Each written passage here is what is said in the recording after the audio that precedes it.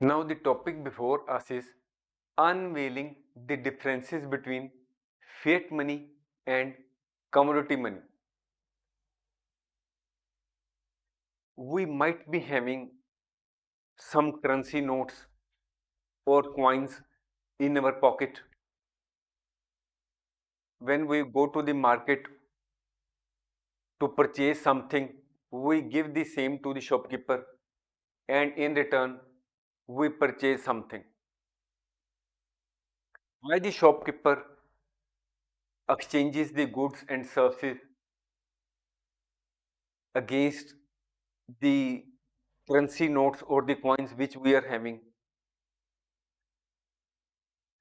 This is because the currency notes which we are having or the coins which we are using are issued by the government of the country, and these currency notes or the bank notes and the coins have been issued by the government of the country, and the government of the country has given the fiat.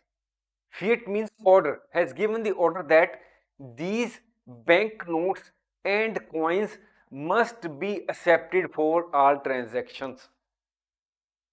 So the currency banknotes and the coins issued by the government and declared to be the legal tender for all the transactions are fiat money. Suppose we go to a jeweler and we take from him a gold coin or a silver coin of say 10 gram. It is not having any type of printing or branding on it. It is simply a gold coin and its weight is 10 gram, or a silver coin, its weight is also 10 gram. So what is that? This is the commodity money. Gold coin or the silver coin which is not issued by the government, but it has its intrinsic value because that coin is made up of some precious metal. It has its some intrinsic value. It is made up of a commodity, that is a precious metal. It is a commodity money. So now we will understand in detail the difference between fiat money and commodity money. First, fiat money. First point of difference is intrinsic value. If we are having say banknotes in our pocket, whether they have any intrinsic value? No, they do not have any intrinsic value. They have the value. Why they have value? Then why the currency notes or coins which we are having with us have value? Because these are backed by the government of the country. On the other hand, commodity money has intrinsic value because it is made up of some valuable commodity such as gold, silver, or other precious metals. The other point of difference is backed by. Fiat money is issued or backed by a government or a central authority, and is and its acceptance as legal tender is mandated by the government. That is, the government has given the order that these currency notes or coins must be accepted as legal tender for all the transactions. That is, you cannot, if you are the resident in a particular country, you must accept the banknotes or the coins which have been issued by the government as a medium of transaction, as a medium of exchange. You cannot refuse to accept the same in exchange of services or goods. On the other hand, commodity money is backed by the inherent value of the material from which it is made. That is, if the gold coin is made up of gold, then It is backed by the value of the material, that is the value of the gold or value of the silver or any other precious metal of which that commodity money is made up of.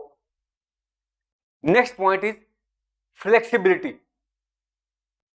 The supply of fiat money can be easily adjusted by the central bank to meet the changing needs of the economy. Central bank prints the currency notes,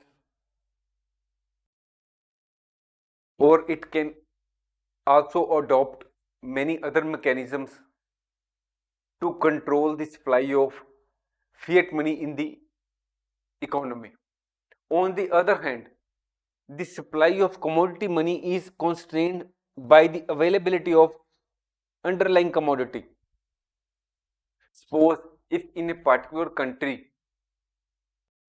gold or silver is in scarcity, then naturally the supply of the commodity money in that particular country will be less.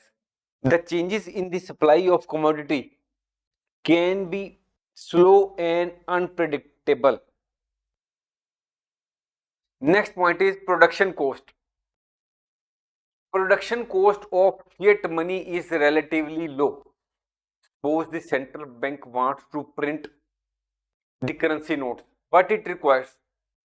It requires only the piece of paper or the inks or some other security features which will be incorporated in the currency notes.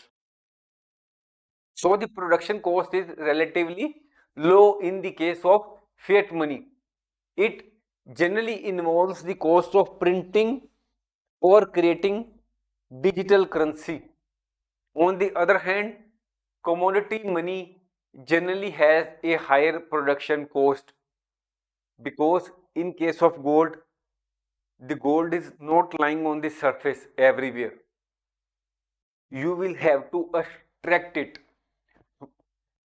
because the gold is lying below the earth in different forms, and a long process has to be carried out before we can bring the precious metals to its form in which they can be used as commodity money, because these metals come into the picture only after mining, refining, and minting the precious metal. Next point is examples. The examples of fiat money are US dollars, euro, British pound, Indian rupee, Pakistani rupee, and the examples of commodity money are gold and silver coins used in the historical monetary systems. Gold and silver coins were used in the past. Now they are not used in the current economies. Thanks for watching. If you like our course, please spare some time to give a star rating to our course.